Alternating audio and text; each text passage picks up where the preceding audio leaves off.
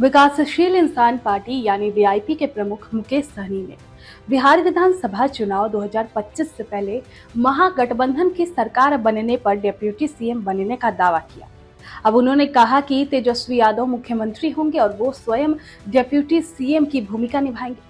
लेकिन राजद के वरिष्ठ नेता अब्दुल बारी सिद्दीकी ने मोतिहारी में एक कार्यक्रम के दौरान इस दावे को खारिज करते हुए मुकेश सहनी की उम्मीदों पर झटका दे दिया है। राजद के प्रधान महासचिव अब्दुल बारी सिद्दीकी ने कहा कि ये कहीं भी तय नहीं हुआ है कि सरकार बनेगी तो मुकेश सहनी डिप्टी सीएम बनेंगे। बिहार के मोतिहारी में मीडिया से बात करते हुए उन्होंने कहा, कोई कुछ भी दावा कर सकता है, कोई कुछ भी बोल दे, क्योंकि ये लोकतंत्र है और इसमें बोलने की आजादी है। लेकिन अभी तक कुछ भी किसी भी पद को लेकर तय नहीं हुआ है। गठबंधन में ऐसी कोई बात नहीं हुई है।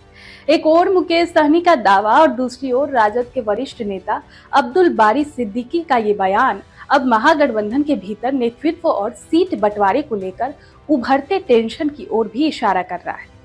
देखिए, महागठबंधन में बढ़ती खींचतान मुकेश सहनी की महत्वाकांक्षी मांग ने महागठबंधन के सामने नई चुनौती खड़ी कर दी है।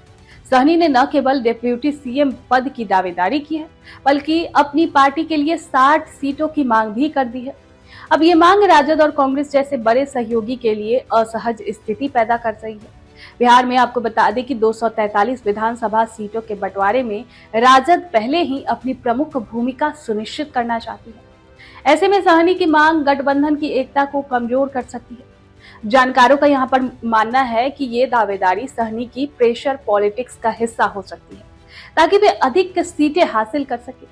देखिए, मुकेश सहनी की पार्टी का प्रभाव खासकर मछुआरा समुदाय और कुछ पिछड़ी जातियों तक सीमित है।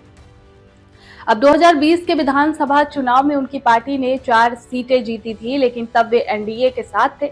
लेकिन अब वो महागठबंधन में शामिल होकर सहनी अपनी सियासी जमीन मजबूत करना चाहते हैं।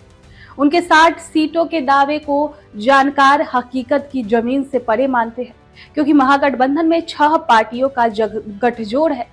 मुकेश सहनी के दावे और राजद के इनकार ने महागठबंधन की एकता पर सवाल अब उठा दिए हैं।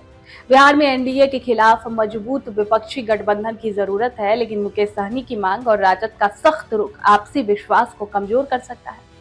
2025 के विधानसभा चुनाव से पहले महागठबंधन को सीट बंटवारे और नेतृत्व के मुद्दे को सुलझाना होगा। सबसे पहले सहनी की मांग को पूरी तरह नजरअंदाज करना राजद के लिए जोखिम भरा हो सकता है, क्योंकि वीआईपी का मछुआरा समुदाय में प्रभाव गठबंधन के लिए महत्वपूर्ण है। दूसरी ओर मुकेश सहनी को अधिक महत्व देना कांग्रेस और अन्य सहयोगियों के लिए असंतोष का कारण बन सकता है। इसीलिए परिस्थिति का असर चुनावी रणनीति और गठबंधन की एकजुटता पर पड़ सकता है।